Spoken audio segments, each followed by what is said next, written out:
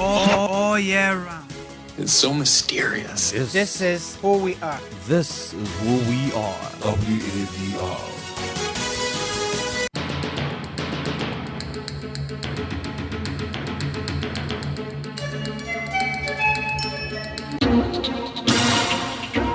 WADR,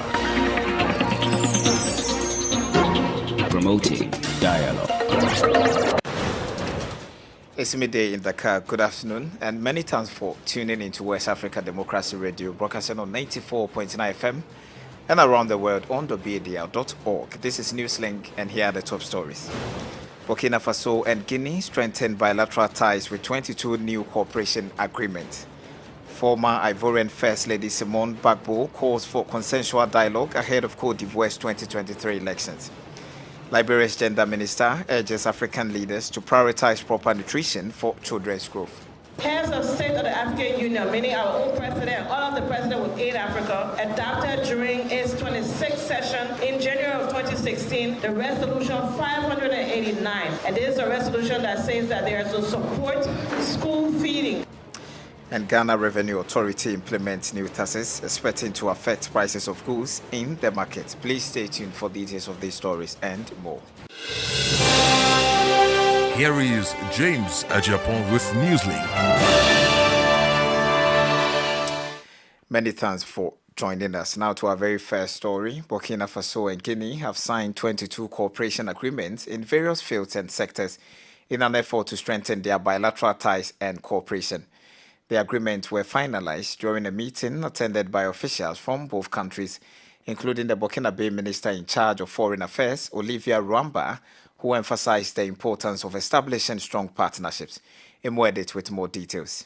The Burkinabe Minister of Foreign Affairs, Rumba, in a statement underlined the importance of establishing strong partnerships between the Burkinabe and the Guinean private sectors. She described the agreement as a good harvest and emphasized their potential to promote growth and job creation. The agreements cover various areas, including crafts, air services, transport and transit, military and technical cooperation and security. To ensure their implementation, the Burkinabe and Guinean ministers in charge of foreign affairs have agreed on a roadmap that sets out precise deadlines for carrying out the decisions. Both parties are committed to ensuring the implementation of the roadmap, which calls for more development actions that will benefit the people of both countries. The next session of the Joint Cooperation Commission is scheduled to be held in 2025 in Ouagadougou. The Memorandum of Understanding in the energy and mining fields between the two countries, according to experts, is of particular importance. The expert claimed that Guinea, with its significant hydroenergy potential, can provide significant support in terms of electricity production for Burkina Faso. In an international context marked by scarce resources, African countries must develop South-South cooperation. Imwedit filed that report. Meanwhile, the Burkinabe government has reiterated its stance on managing its affairs independently without foreign military intervention. During the Labor Day commemoration ceremony on Monday, Prime Minister Apollinaire Joaquin Semchelem de Tambela responded to the Trade Union Action Unit call and emphasized that the country's fight against terrorism does not include any plans to accept foreign troops on its soil. Oge Obiarika completes the story. Addressing the audience ahead of the transition president, Colonel Ibrahim Traoré, Prime Minister Kelem de Tambela emphasized the importance of defending the nation's territorial integrity, stating that if the territory disappears, so will all other rights, including the right to employment, to create a business, and to expression.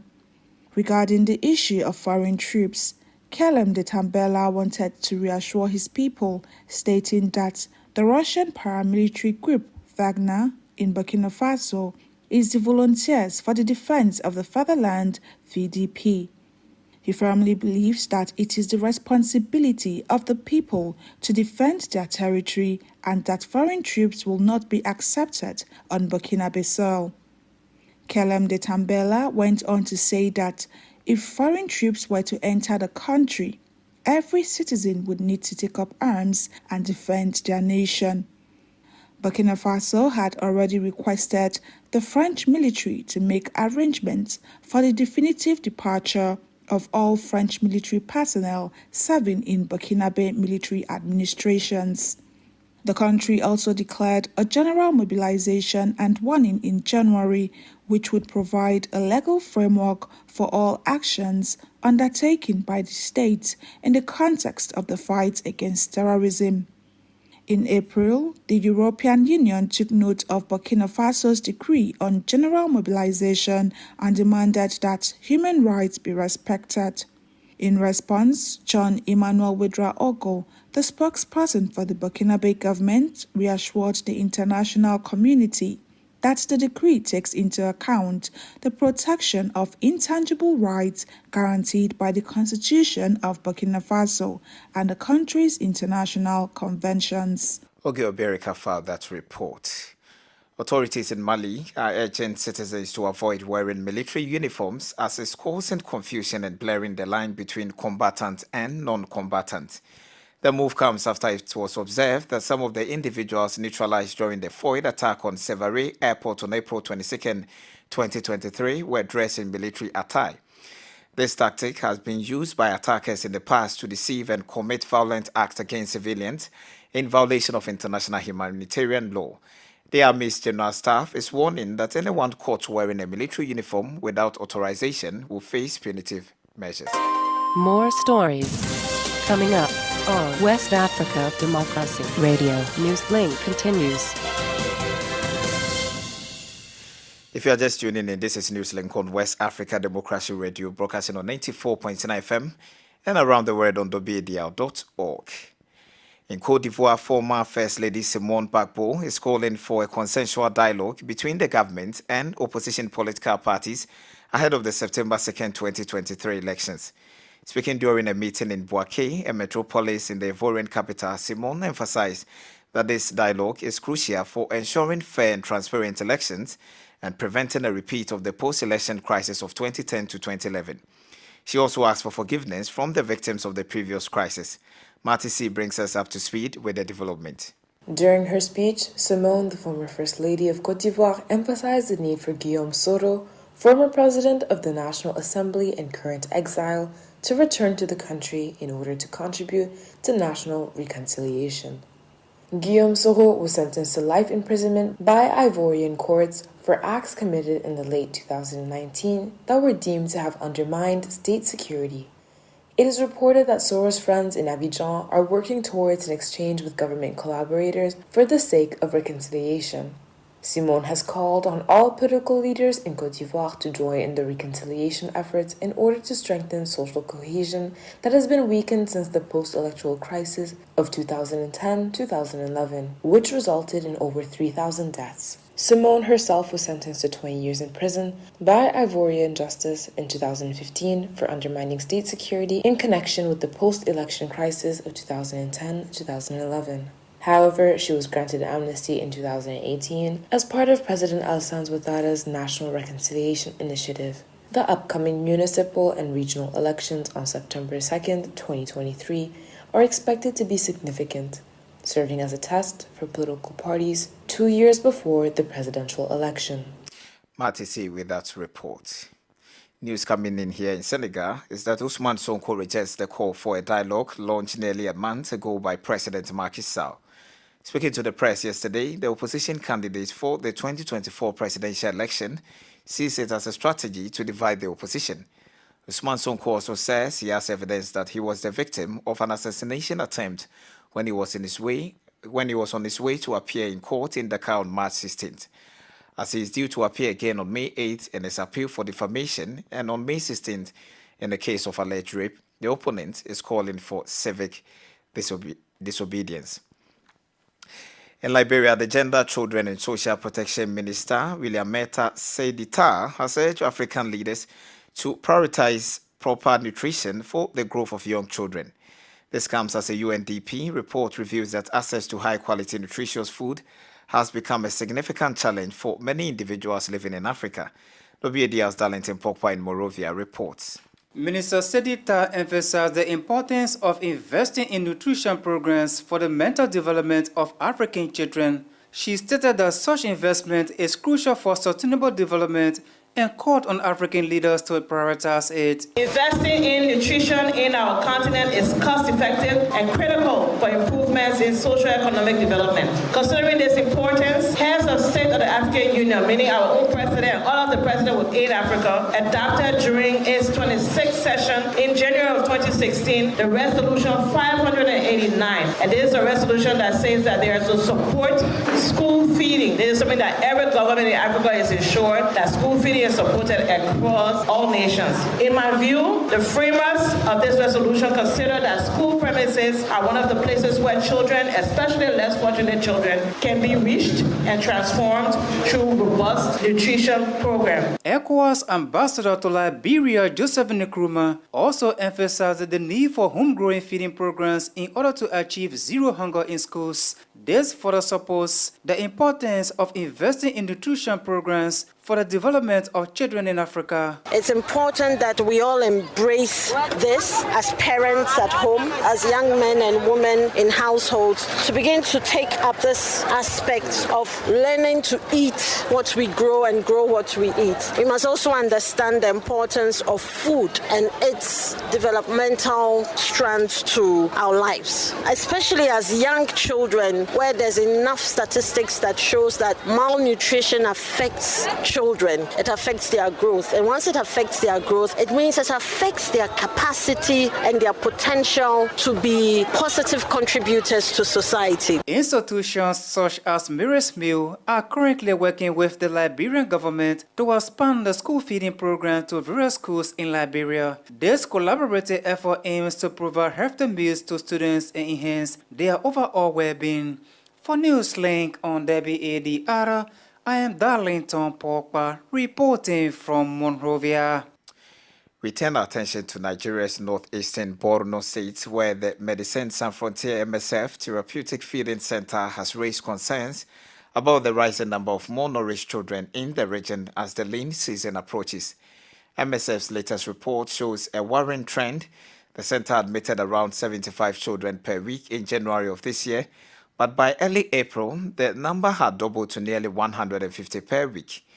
This, it said, is twice as many as the figures from a year ago, signaling a potentially disastrous situation if immediate action is not taken. Tofik Abdul Nasir brings us details of this report. According to the report, malnutrition is a long-standing issue in Maiduguri, the capital of Borno State, where years of conflict and insecurity have led to a dire humanitarian situation. Due to displacement and precarious living conditions, many people now reside in informal sites, host communities, or detention camps.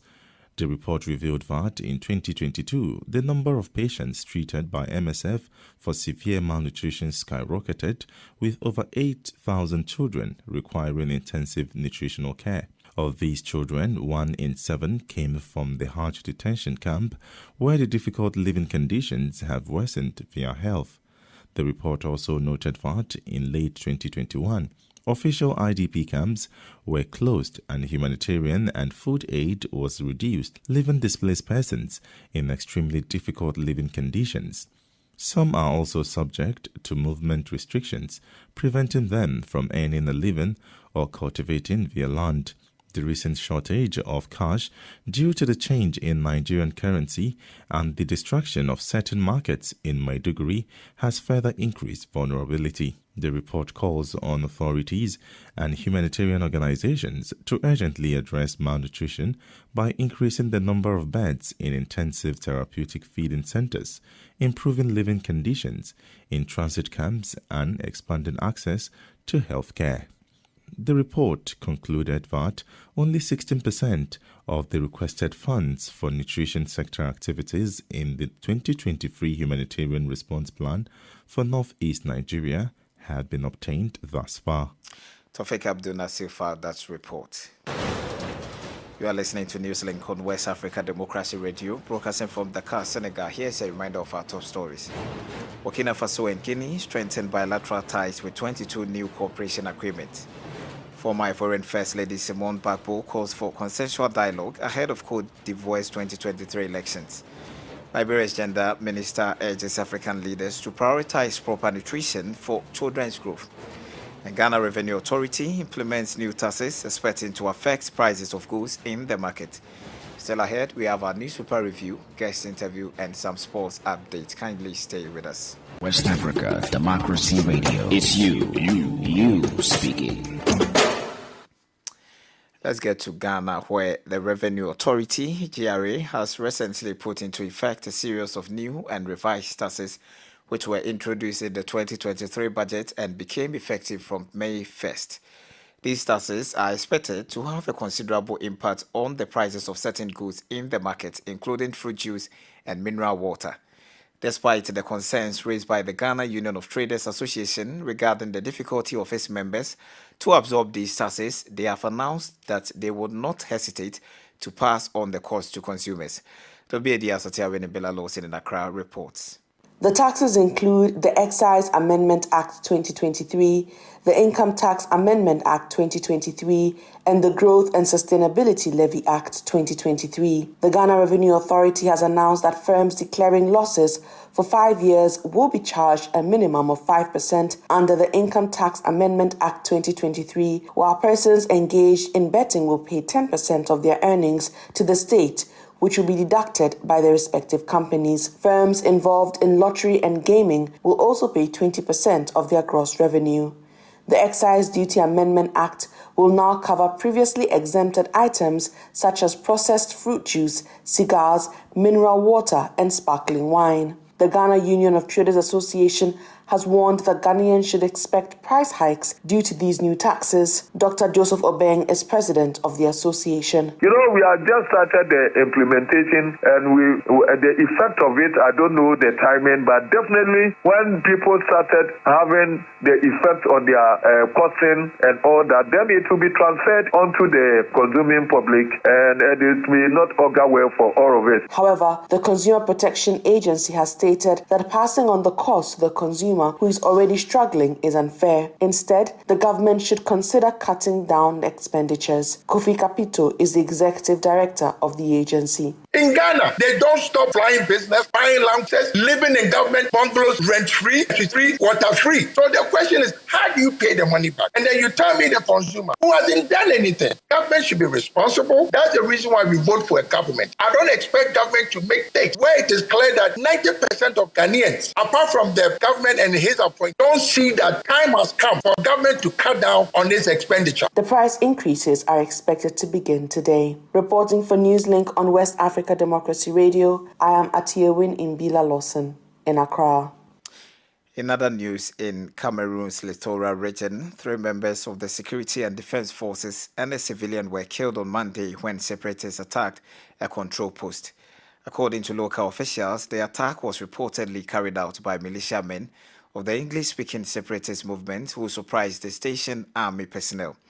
The incident occurred just a day after the Cameroonian Minister of Defense reassured citizens that the security situation in the country was under control, amidst ongoing protests by the English-speaking population since November 2016. While some are calling for federalism, others are demanding secession, but the government in Yaoundé is rejecting both options and proposing decentralization.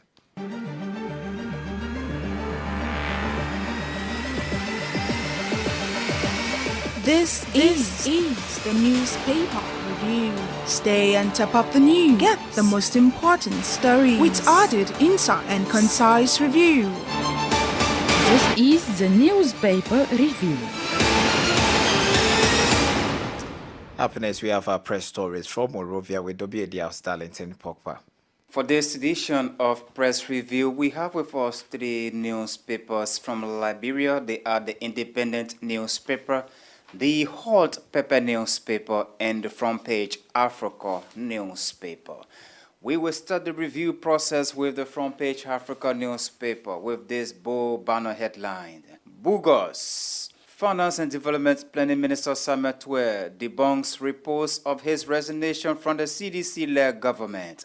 And we leave it right there. We see the photograph of Finance and Development Planning Minister Samuel Tuer on the front page of the Front Page Africa newspaper. Stay on the Front Page Africa newspaper. Don't ask if Cummings can win. From the Front Page Africa newspaper, the Independent newspaper is next.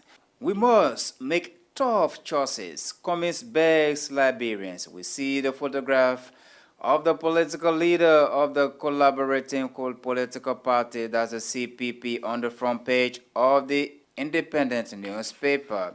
Kun talks strong as radical government looms with JMB, JKK to reverse backward direction. On the back page of the Independent newspaper, I made big mistake, PYJ writes Senator Yombli Kanga Lawrence.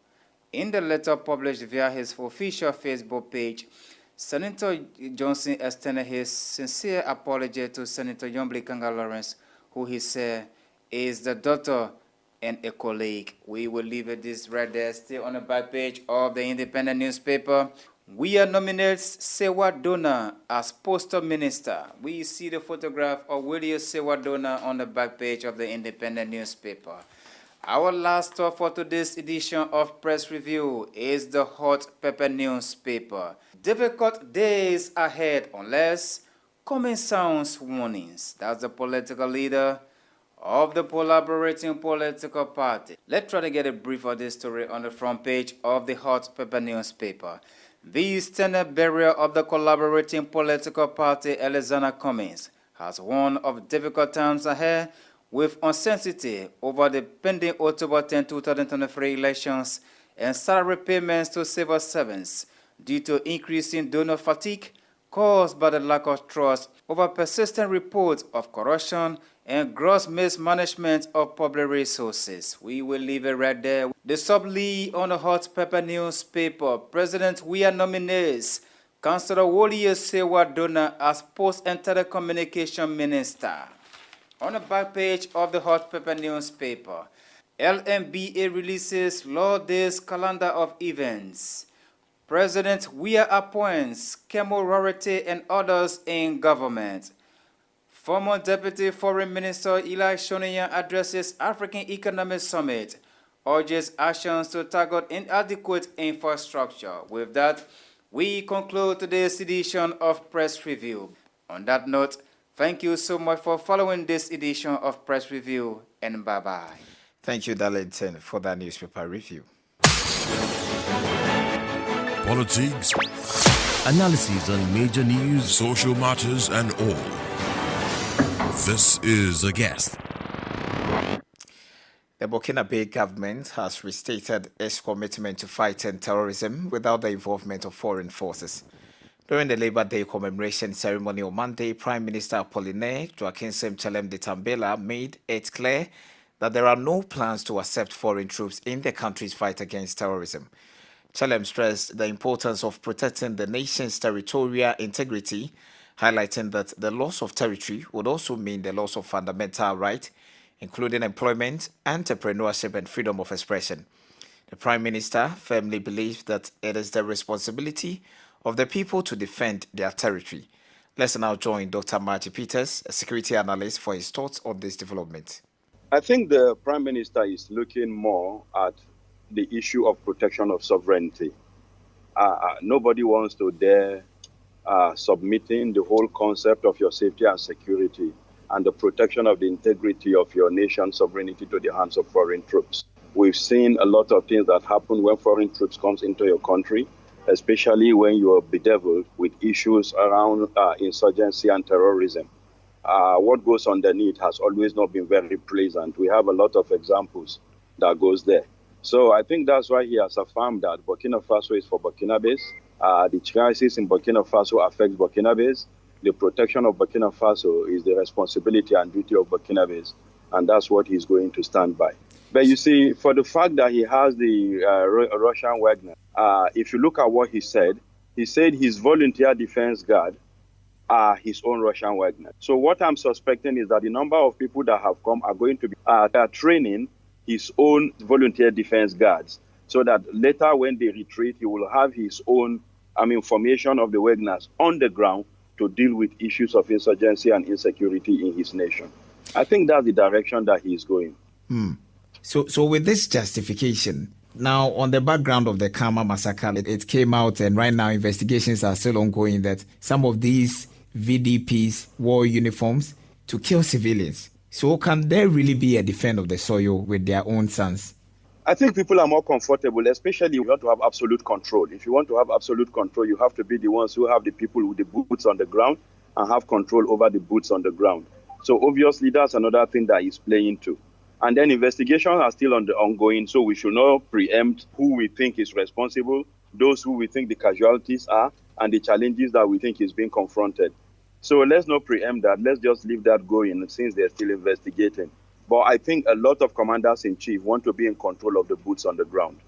So, finally, it seems statements by the international community and the European Union are more concerned about how this general mobilization approach would sort of infringe upon human rights. So how can there be a balance so that the authorities cannot flout international conventions and human rights?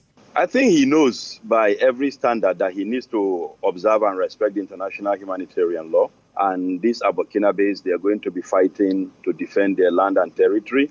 If they are able to take away the whole issue of polarization and sectionalism, they should be able to instill in the volunteers the whole issue of loyalty and then the love for country and patriotism. If that happens, they are going to do more to protect their people and their soil than anything else. But if they lose it ab initio from that stance prior, and they're just looking at following instructions to do what he does, I'm afraid Burkina Faso might be heading for a civil war that might not end well. Dr. Maggie Peters is a security analyst.